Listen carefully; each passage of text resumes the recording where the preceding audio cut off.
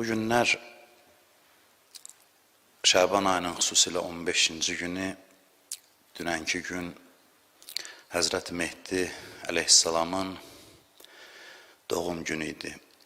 Bütün müsəlman dünyasında bu bayram özünə məxsus əhəmiyyətə malik olan bir bayramdır.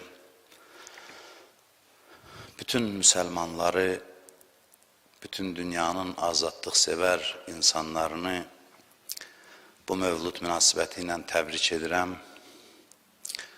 Allah intizarında olduğumuz şəxsin, xilaskarımızın zuhurunu tezləşdirsin və onun zuhuru ilə bütün çətinliklərimizə son qoysun inşallah. Şaban ayının 15-ci gecəsi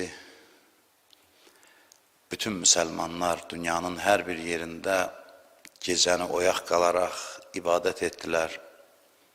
Allahın dərgahına dualarla yönəldilər və heç şübhəsiz ki, bu dualar inşallah bəşəriyyətin müqəddəratına öz müsbət təsirini göstərəcək.